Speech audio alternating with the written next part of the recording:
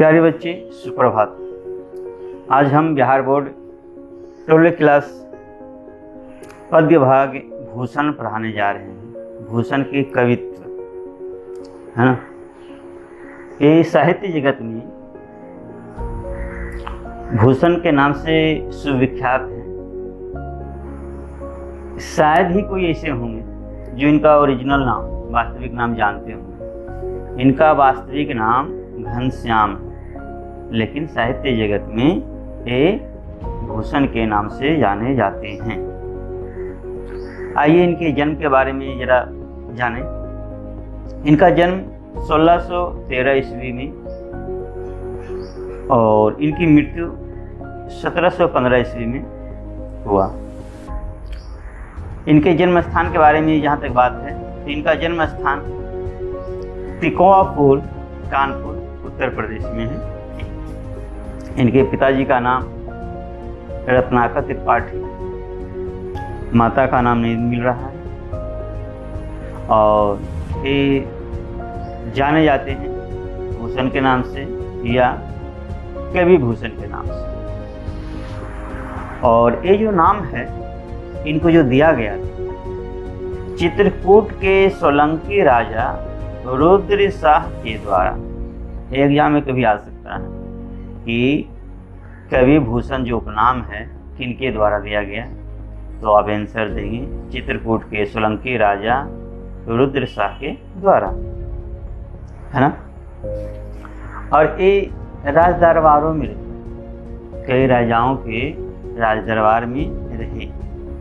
तो जो इनके आश्रयदाता थे वे हैं छत्रपति शिवाजी महाराज, उसके पश्चात उनके पुत्र साहू जी, और इसके पश्चात वे पन्ना के बुंदेला राजा छत्रसाल के यहाँ भी रहे और काव्य रचना की उनके दरबार में रह करके, है ना।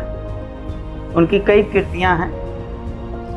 प्रमुख कृतियों में से एक शिवराज भूषण है, जिसमें 384 छंद का प्रयोग किया गया है और इसमें 105 अलंकार का भी प्रयोग किया गया है ना। यानी छंद और अलंकार से भरपूर एक किताब है शिवराज भूषण। इसमें मुख्य रूप से छत्रपति शिवाजी की प्रशंसा किया गया है। प्रशस्ति गान मतलब उनकी स्तुति, उनके बारे में बढ़िया बढ़िया बातें की गई है ना। उसके पश्चात शिवा वावनी किताब लिखे। इसमें 52 मुक्तक है। मुक्तक के बारे में कभी बताएंगे डिटेल से। और इसमें महाराज छत्रसाल की वीरता का खूब बढ़िया से वर्णन किए हैं, यशोगान किए हैं। तीसरी पुस्तक छत्रसाल दशक है। इसमें 10 छंद हैं। इसमें भी महाराज छत्रसाल की वीरता का यश को गाया गया है, यशोगान किया गया है ना। इसके अलावा भी कई किताबें हैं, जैसे भूषण हजारा, भूषण उल्लास, दूषण उल्लास, ये सब अभी प्राप्त नहीं हो सके हैं या इनके बारे में स्पष्ट नहीं कहा गया है कि इन्हीं की रचना है ना। अब आइए इनके बारे में कुछ और विशेष बातें जो जानते हैं वो इस प्रकार हैं कि ये रीति काल के सुप्रसिद्ध कवि थे। कई काल होते हैं, है ना, उसमें से ये रीति काल के प्रमुख कवि। इसी पर रामविलास शर्मा कहते हैं कि भूषण रीतिवादी वीर काव्य परंपरा से अलग हटकर प्रभावशाली कविता रच सकते हैं। इसका कारण यह है कि वह अपने समय के लोक जीवन से कटे हुए नहीं थे। उनके सामने अनेक प्रकार के राजा और सामंत थे और इनके वह शिवाजी की विशेषता पहचान सके थे। इसके सिवा उनके सामने रैयत भी थी। कढ़ी गई रैयत के मन की कसक, सब मिटी गई टसक, तमाम तुर्कानी की, रैयत के मन की कसक का उन्हें पता था। औरंगजेब पर उनकी व्यंग्योक्तियाँ बहुत अच्छी राजनीतिक लोक कविता की मिसालें हैं।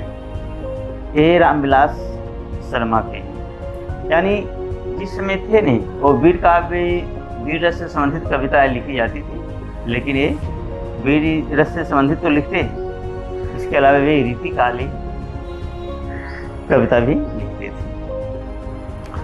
और इनके बारे में जहाँ तक कि परिवार के बारे में बात की जाए तो चिंतामणि त्रिपाठी और मतीराम इनके भाई माने जाते हैं। चिंतामणि त्रिपाठी और मतीराम इनके भाई माने जाते हैं। और ये भी चिंतामणि त्रिपाठी और मतीराम ये रीतिकाल के बहुत ही सुविख्यात कवि थे। हाँ, ये भी दिमाग में रखना है। और मूल रूप से वीर रस के कवि हैं, है ना। यानी दो कविता इसमें पढ़नी है, दो पद, और दोनों में हमें किसी में शिवाजी महाराज की वीरता का वर्णन है, किसी में छत्रपति शिवाजी की वीरता का वर्णन है। कविता की भाषा जो है ब्रज भाषा है। इनकी कविता की जो भाषा है कौन सी भाषा है? ब्रज भाषा है। ये भी आ सकता है, आपके एग्जाम में आ सकते हैं कि भूषण किस रस के कवि हैं, तो हम बोलेंगे वीर रस के। अगर बोला जाए कि भूषण किस काल के कवि हैं, तो भूषण रीतिकाल के और वीर रस, है ना। फिर ये भी क्वेश्चन आएगा कि इनकी जो कविता है किस भाषा में लिखी हुई है। इनकी कविता ब्रज भाषा में लिखी हुई है, ठीक है। अच्छा, फिर ये अभी हम ऊपर में बताए कि एक छत्रपति शिवाजी महाराज, उनके सुपुत्र साहूजी और पन्ना के बुंदेला राजा छत्रसाल के यहाँ भी रहे, है ना। तो उसके बारे में थोड़ा सा जान लें कि ये तो कई राज दरबारों में रहे, किंतु उनका मन सबसे ज़्यादा भरा शिवाजी महाराज के दरबार में, है ना। जैसे आपको कई तरह की मिठाइयाँ पसंद हैं, लेकिन कोई खास मिठाई आपको पसंद ज़्यादा होती है, उसी तरह कई राज दरबारों में ये रहे, लेकिन सबसे ज़्यादा इनको जो पसंद हुआ या जहाँ उनका मन ज़्यादा रमा वो थे शिवाजी महाराज के दरबार। अच्छा, इनकी वाणी कैसी थी? इनकी वाणी में ओज मन होता है तेज, और वीरता के भाव। कोई भी कविता पढ़िए उनमें ओज एक अलग तरह का तेज रहेगा, और अधिकतर में वीरता के भाव दृष्टिगोचर होंगे। और आगे देखिए, ये यानी भूषण जी अपने आश्रयदाताओं शिवाजी और छत्रसाल की प्रशंसा में अति सुंदर कवित्व लिखी, है ना। ये भी बोले उन्होंने अपने आश्रयदाता के प्रशंसा में कई कवित्व लिखी और सुंदर सुंदर कवित्व लिखी। जो हम पाठ पढ़ रहे हैं इसमें हमें उनके दो कवित्व पढ़ने हैं। कितने कवित्व पढ़ने हैं? दो कवित्व। प्रथम कवित्व में राष्ट्रनायक छत्रपति शिवाजी की महिमा का गान है। प्रथम में किसका गान है? तो छत्रपति शिवाजी, और वो जो कविता में चित्रित हैं वो राष्ट्र नायक के रूप में चित्रित हैं। और दूसरे कवित्व में राजा छत्रसाल की वीरता का सांगोपांग का मतलब होता है शुरू से लेकर अंत तक वर्णन किया है। और अलंकार की बात करें तो इनको अनुप्रास अलंकार सबसे ज़्यादा प्रिय है। ऐसे में यमक अलंकार और दूसरे अलंकार भी लिखे, लेकिन इनको सबसे ज़्यादा पसंद अनुप्रास अलंकार है, ठीक है। तो प्यारे बच्चे, हमने इससे संबंधित, भूषण से संबंधित जो बातें अधिकतर आती हैं उसको हमने स्पष्ट कर दिया है, और एग्जाम में यही सब आएंगे अधिकतर। तो आप इनको बार बार देखिएगा, इससे आपको समझने में सुविधा होगी, ठीक है। और अगले वीडियो में हम दोनों कविता को पढ़ने का प्रयास करेंगे, ठीक है। अगर